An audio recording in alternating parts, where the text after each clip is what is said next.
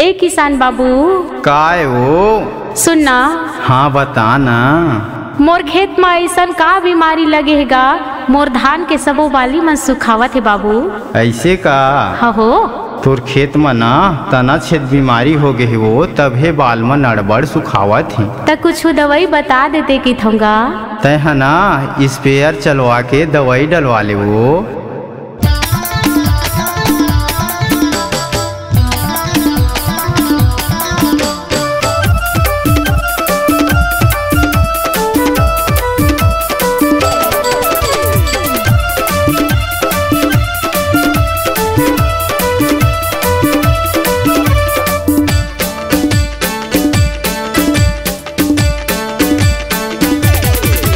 तना छेदा हो गए है तोरे खेत माँ गोरी 505 डर वाले।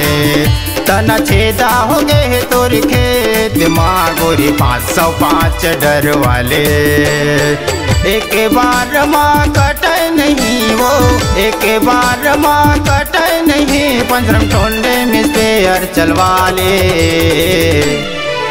तना छेदा हो गए है तोरे खेत माँ गोरी 505 डर वाले।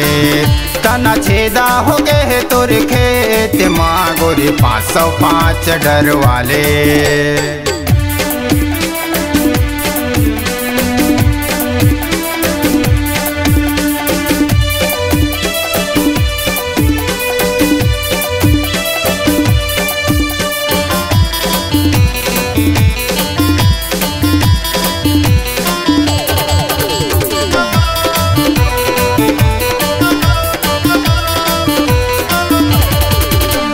बड़ खतरा होते वो ये बीमारी, भितरीले कीड़ा समाथे।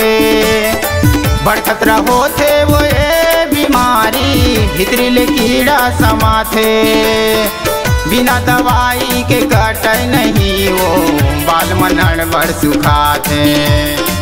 बिना दवाई के कटे नहीं वो, बाल मनड़ बड़ सुखाते। कहना ला मोर मान गोरी वो, कहना ला मोर मान गोरी वो, नहीं तो पाछू पछतावे। तना छेदा हो गए है तोरे खेत माँ गोरी 505 डर वाले। तना छेदा हो गए है तोरे खेत माँ गोरी 505 डर वाले।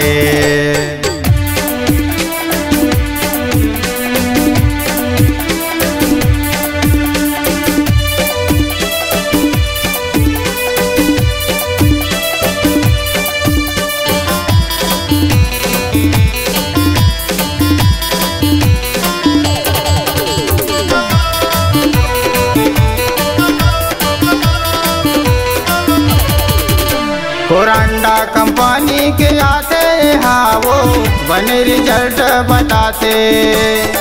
कोरंडा कंपनी का आते हाँ वो बने रिजल्ट बताते। 2-3 बार डाले से गोरी बीमारी हाँ कट जाते। 2-3 बार डाले से गोरी बीमारी हाँ कट जाते। 8 दिन झन करबे गोरी वो, 8 दिन झन करबे गोरी वो, नहीं तो कुछ नहीं पावे।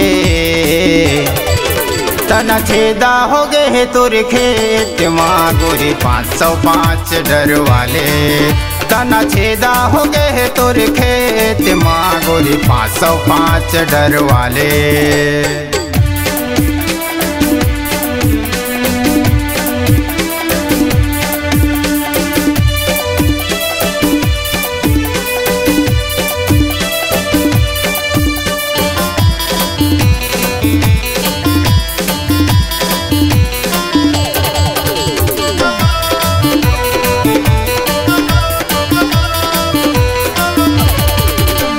गल घोटू यऊ माहुर के दवाई ला एक माँ मिलवा ले। गल घोटू यऊ माहुर के दवाई ला एक माँ मिलवा ले। बार बार डलवाए से गोरी फुर्सत हो जावे। बार बार डलवाए से गोरी फुर्सत हो जावे। मुर्ख सिंचैया कहाँ पावे वो, मुर्ख सिंचैया कहाँ पावे वो, नाम लेवत मोर आवे। तना छेदा हो गए है तोर खेत माँ गोरी 505 डर वाले। तना छेदा हो गए है तोर खेत माँ गोरी 505 डर वाले। एक बार माँ कटे नहीं वो, एक बार माँ कटे नहीं, 15 टोंडे में स्पेयर चलवा ले। तना छेदा हो गए है तोर खेत माँ गोरी 505 डर वाले। तना छेदा हो गए है तोर खेत माँ गोरी 505 डर वाले।